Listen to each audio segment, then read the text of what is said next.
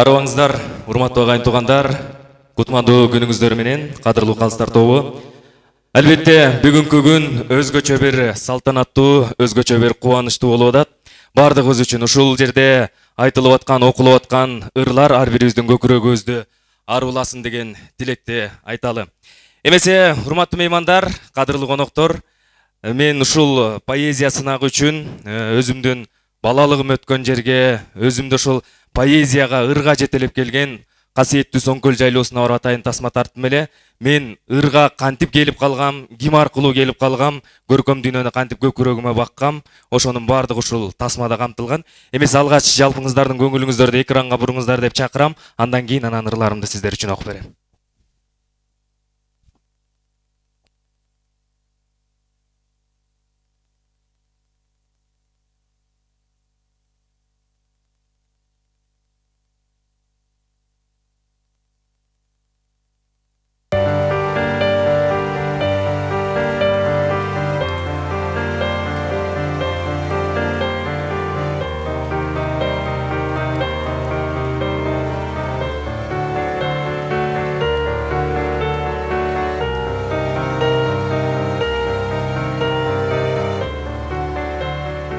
Келдим Соңкөл, кучагыңды ачмага. Сырымды ук, айтпай жүргөн башкага. Мезгил өтүп көп убакыт узады, ошол менмин, сен чоңойткон жаш бала. Келген сайын жан дүйнөмдү козгойсуң, эчак өткөн чоң энеме окшойсуң. Муңду жортуп, айдарым жел жер кезип, ак булуттан жашың төгүп боздойсуң. Жаш туламга боюң ташта берер кейим, ыйык Соңкөл мага кубат берет дейм. Жаш кылгырып карегиме топтолуп, сенде калган балалыкты көп эстейм.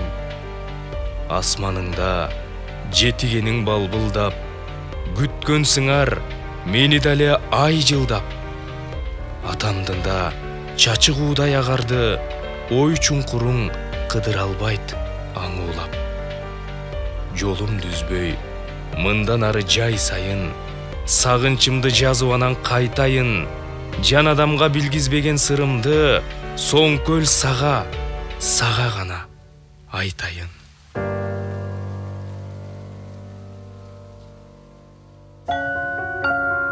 Мен ушул кереметтүү жайлоодо торолдум. Бул жайлоо кадимки касиеттүү Соңкөл жайлоосу. Ошон үчүнбү дайыма жан дүйнөм тоолорго ыктап турат. Ан сайын бул тоолордагы жылдан жылга көзүмө башкача көрүнүп, мага башкача сезилип келатат. Балким бала кезде көрө албаган, сезе албаган көркөмдүктү эми көрүп аткандырмын. Ыр жазуума ушул Соңкөлдүн таасири абдан чоң болду.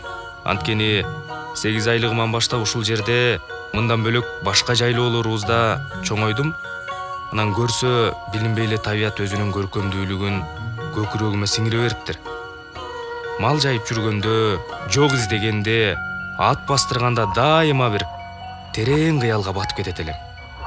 Азыр ойлосом, ошол көз ирмемдер жан азыгымды камдап, рух кенчимди толуктап аткан учур окшойт деп ойлойм да. Ырды мен студент кезимен баштап жаздым. Тоодон алыс чыкпаган балага бат эле шаарга көнүп кетиш кыйын болду. Айрыкча ушул жайлоолорду сагындым. Анан акырындап кагаз бетин чиймелеп баштадым. Ошону менен айылга, тоолорго, ата энеме болгон сагыныч мени поэзиянын көз жетпеген океанынын жээгине жетелеп келди. Тоолор мени туруктуулукка, кайраттуулукка, бийикке умтула билүүгө үйрөттү. Ырларымдагы ушул тоо койнундагы карапайым, бирок көз жоосун алган кооз табияттай элестүү, жугумдуу болсо деп аракет кылам. Ыр жазууда эргүү жөнүндө көп сөз болот эмеспи? Мен ошол эргүүнү дал ушул Соңкөлдөн топтоп келем. Жыл сайын жайдын ортосунда Соңкөл толукшуп, бар тарабы шай болуп турган кез болот. Ошол маалда барып, байкем менен жеңемдин жанында жүрүп, бөксөмдү толтуруп, көкүрөгүмө ыр дүйнөгө керек болуучу азыкты жыйнап келем. Айрыкча жайлоого шайкеш өзүнүн баскан турган эле биз үчүн асказоо болгон чоң атамдын жанында жүрүү мен үчүн чоң бакыт. Атамдын көрөнгөсү, атамдын өзүнө тиешелүү болгон көркөм дүйнөсү мени поэзияга багыттады десем болот. Анткени атам сүйлөгөндө жорго сөз менен элди эриктирбей, тажатпай сүйлөйт. Бала кезимде аксакалдар көп эле Соңкөлдө. Анан алар шерине ойношчу. Ошондо атамдын тизесинеөөктөп жатып алып, алардын сөзүн укканды жакшы көрчүмүн. Атам да башыман сылап коюп, аталар менен кобураша берчү. Ошондогу аталар айтып аткан уламыштар, болуп өткөн окуялар, санжыра мен үчүн эң чоң табылга, эң чоң жаназык болуптур. Атам азыр 83-тө.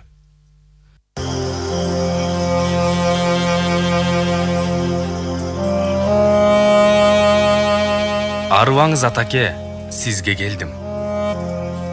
Бар болгой каралдым, ырас келдиң. Кел атыптыр балаңыз дешкенинен, жолуңду улам акмалап карай бердим. Абалыңыз жакшыбы? Оорудан тыш. Шүгүрчүлүк, Кудайды олтурабыз. Чыйрыкканым болбосо, андан башка оору деле болгон жок, жанчыдагыз. Мен да сизди сагындым, атаке бай. Көрүш албай убакыт өттү далай.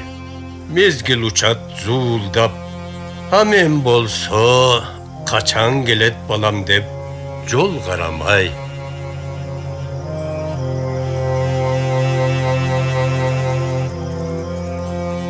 Кыйла болду келбедиң айыл жакка. Ушул экен, тагдырың башка салса. Түтүп түтпөй калаанын тирилигине түшкөм ата турмуштук чоң талашка. Жаралган соң түтпөскө чараң барбы? Көр окаттын көй укмуш мазамдалды. Күрөң атты көйкөлтүп токуп алып, жайлоо кезген жай турмуш кайда калды? Эмал күндөр кайрылып келбейт бизге. Чөп өскөндүр биз баскан тоодогу изге. Мен бара албайм. Сагынсаң ал күндөрдү, Соңкөл, Аксай, Киндиктен жалгыз изде. Жүрөк тилде атамдын бул кептери бир нерсе деп айтууга тил жетпеди.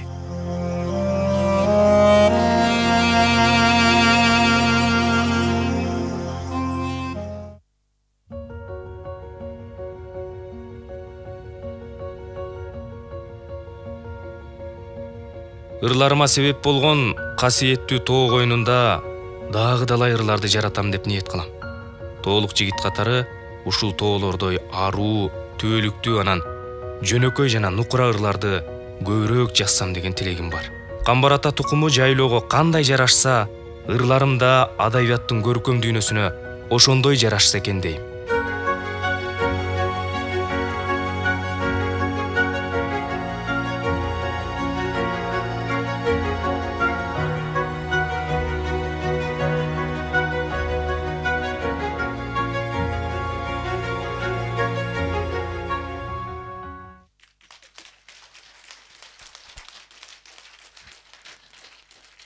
Менимче ушул поэзияга кадам таштаган учурум сиздерге түшүнүктүү болду окшойт. Мен дагы студент кезимден баштап жазып баштагам. Ушул эле Соңкөлгө, чоң атама өзүмдүн ата неме болгон сагынычым албетте алгачкы кадам болгон. Андан бери карай канча деген убакыт өттү. Жакшы жерлерде эмгектендим, жакшы адамдар менен сүйлөштүм. Ошол адамдардын таасири менен акырындап поэзияда дагы ырларым өзүнүн ордун алып келатат десем болот. Эми сиздердин уруксатыңыздар менен акырында ырларымды окуп баштайын. Негизи борбордон ушул музыка коштотом деп атайын синтезаторду издеп таап алып келдим эле бул жака. Бирок мен Кожогелди агайымдын сөзүн эки кылбайм. Дароо программамды өзгөрттүм. Азыр музыка коштобойт бизде. Болгону керек учурда гана бир жерден колдонобуз. Алимага чейин ушул тасмама улай эле өзүмдүн бүгүнкү күндөгү жетпей жүргөн тоолорума болгон сагынычымды тоолорго болгон кусалык деген ырыма каткам. Ошолорду кабыл алып коюңуздар. Табылбай алыстардан тоолордо изим калган, толгонуп сыздап анан том соруп турам арман.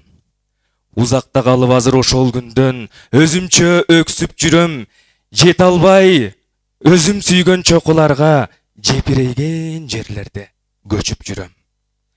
Ал тоолор бийик эле, асманды тиреп турчу, жылдыздан кийин эле, таптаза аруу дүйнө, ис салып өтөр эле, кай берен кийик эле.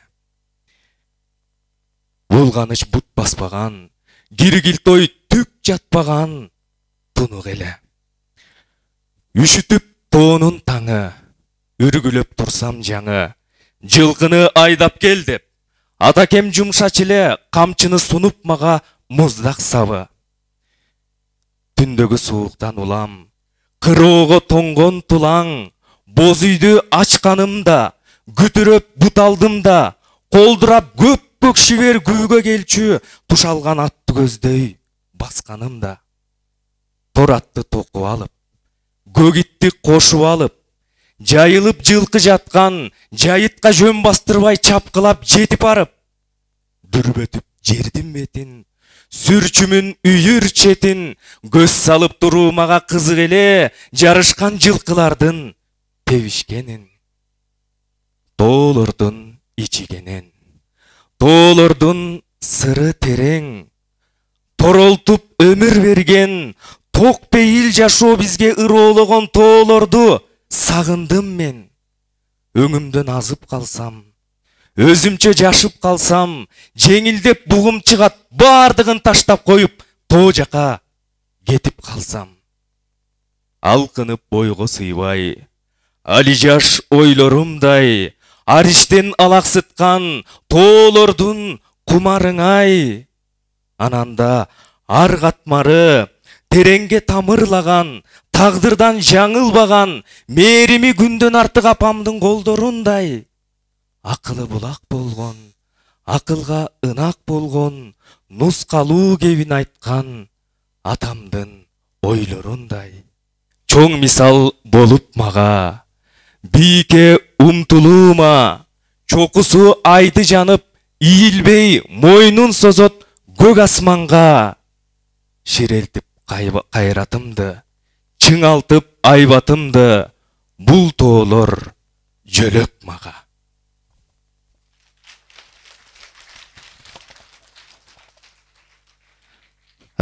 Ушул теманы улай эле мен классик акындардын ырларынан дагы жаратылыш, жайлоо, тоо жөнүндөгү ырларды издедим.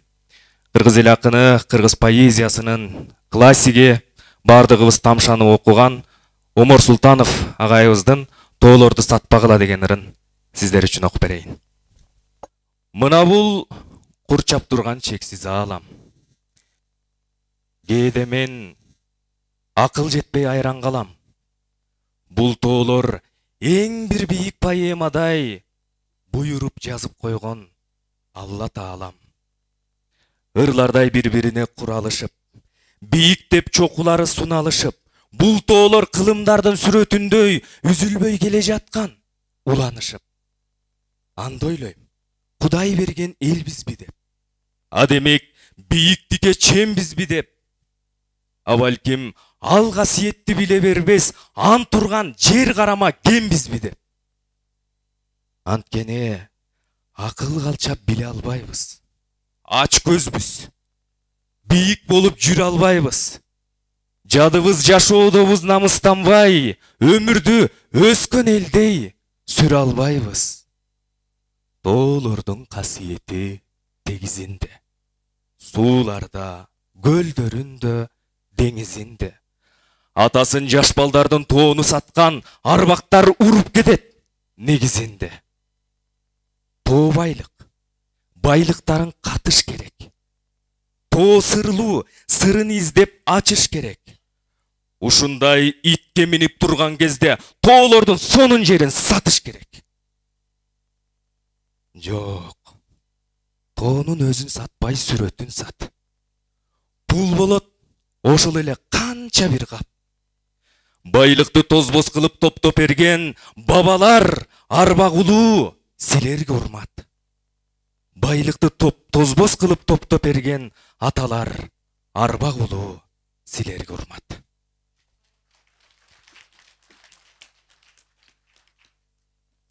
Чыныбай Акунучтун ырларынын ичинен дагы өзүмдүн жан дүйнөмө жакын кайра эле айыл темасы Кел атам деген ырын сиздерге окуп берейин деп атам.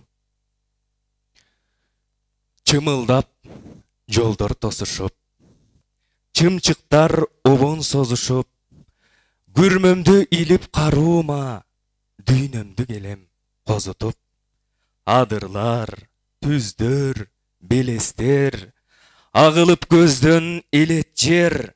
Баламбы, дешсе бүшүркөп, аманбы, дешет теректер. Күркүрөп нарын сайдагы, күттүктеп кетти алдагы. Эгиндер уяң жылмайып, жеңимден бадал кармады. Агарып жону арыктан, агат суу чыкпай калыптан, атыма минип аттың ай, машина менен жарышсам. Чымылдап жолдор тосушуп, чымчыктар обон созушуп, көрмөмдү илип каруума, дүйнөмдү келем козутуп. Көрмөмдү илип каруума, дүйнөмдү келем козутуп.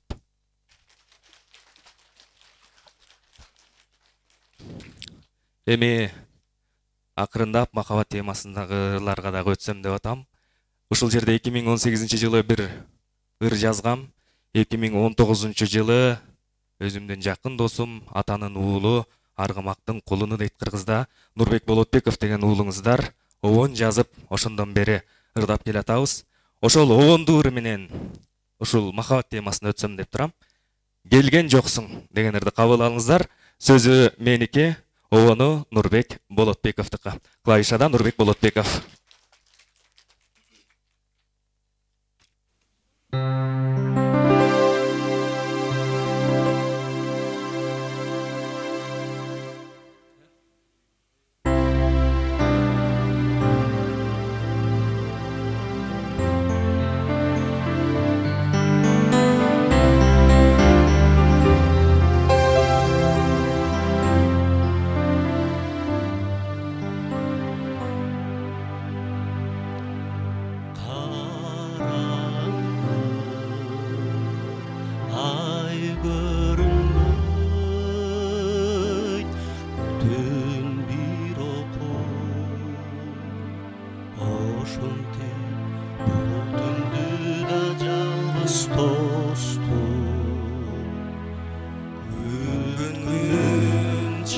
Çarçabağan ümit menен Kanpekmin bugün dağı gelgen joksun Ötkönmün çarçabağan ümit menен Kanpekmin bugün dağı gelgen joksun Gelgen joksun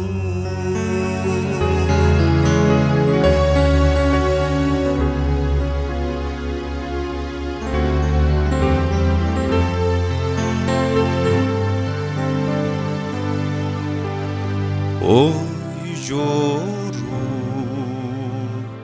köpkö jattı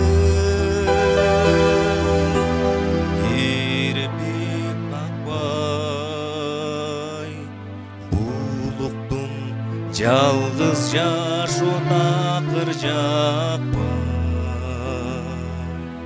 Таң менен сени кошо келер десем Ан сайын убакытта жылат шашпай Таң менен сени кошо келер десем Ан сайын убакытта жылат шашпай Жылат шашпай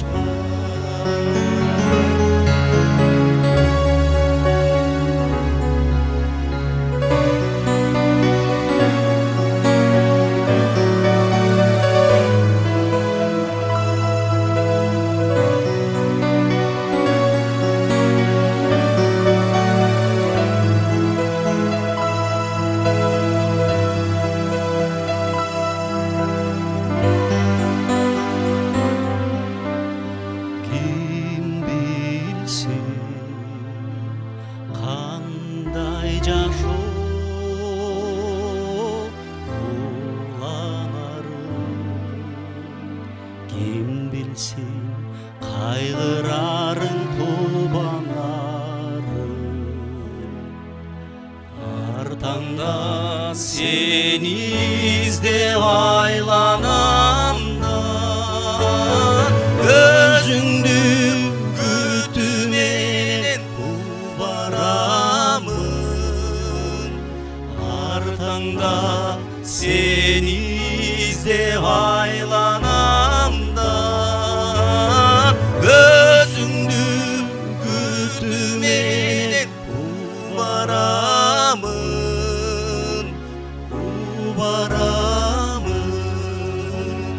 күткөнмін чарчабаған үмітменен антмекмен бүгін дағы келген жоқсың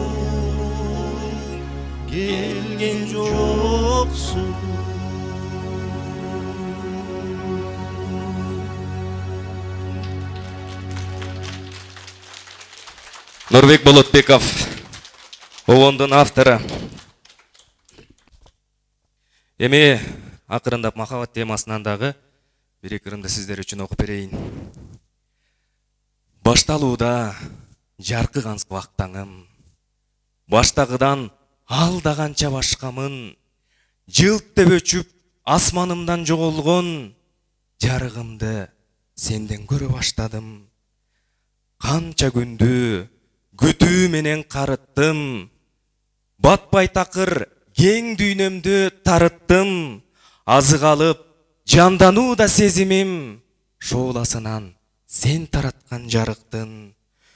Үмүт үзбөй бакыт берчү сүйүүдөн, күндөн күнгө өзгөрүүдө дүнүйөм, үр маралдын көздөрүндөй көзүңдү көрсөм эле көңүл жаркып сүйүнөм. Табыштырды тагдыр бизди бооруп, турам азыр сени менен сооронуп, жаңы гана бүчүр бөрткөн ак сүйүм кетпесинчи кайра баштан жоголуп. Жаңы гана бүчүр ачкан ак сүйүм кетпесинчи кайра баштан жоголуп.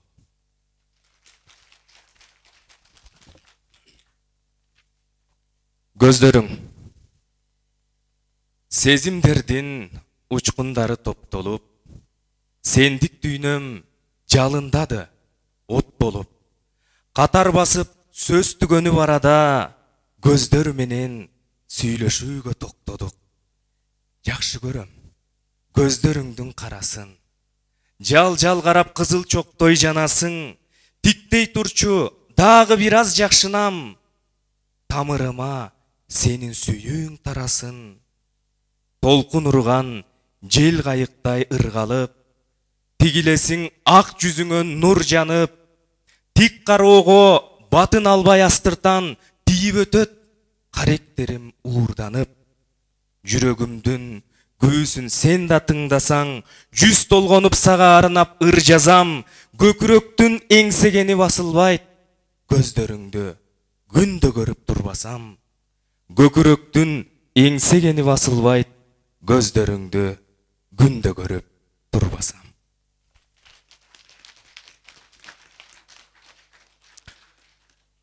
Закым деген өзүмдүн ой толгоомду окуп берейин. Жолум узак, колго кармап шамчырак, кел атамын бар түйшүккө жан чыдап, алан сайын жулак ачып колумдан, мезгил барат жаштыгымды камчылап. Ак таңдагы жылдыздардай суюлуп, бурганакта калап эде буюгуп, кээ бир күнү жан дүйнөмө жаз конуп, күндүн күмүш нуру турат куюлуп. Ага буга алаксыймын чарпылам, өмүр деген жаргылчака жанчылам, ошондо да чымырканып бой керип, алдымдагы ак жарыкка талпынам. О өмүр сен сынагыңды койбодуң, бергениң аз, алган тойбодуң. Анткен менен айласын таап мен дагы, аптабыңа сууну бүркүп ойнодум. Жолум узак, колго кармап шамчырак, кел атамын бар түйшікке жан чыдап. Алан сайын жула қачып қолымдан, мезгіл барат, жаштығымды қамчылап. Өмір барат, жаштығымды қамчылап.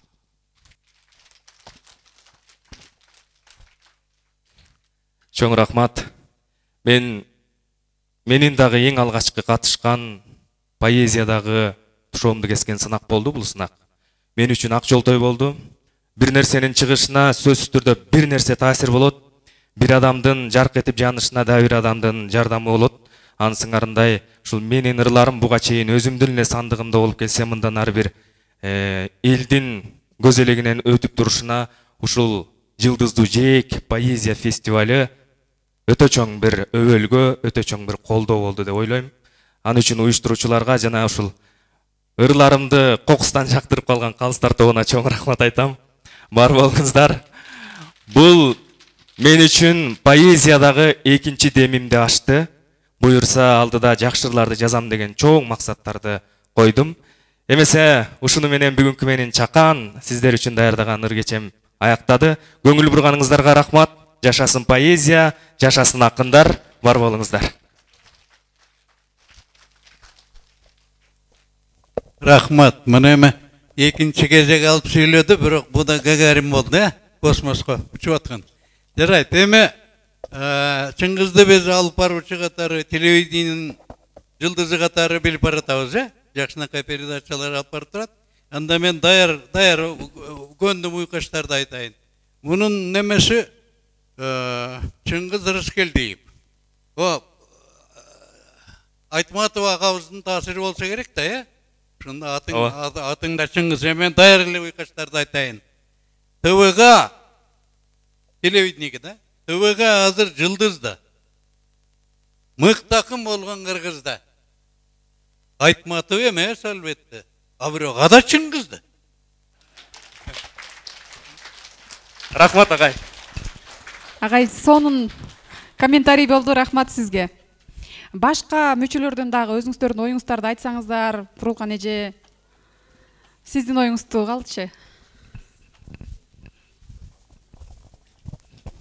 Оюмду айткым келбейт азыр, албайт керек да го. Бирок Чыңгызды чын эле ушу поэзияда биринчи көрүп атам, баягы Кичине жакын кармап коесуз. бир жаманчылыкка барып калып жерден көрүп калып анан сен да ыр жазасыңбы десем, ушу биринчи жолу сынап атам дейт. Анан жаман эмес, албетте.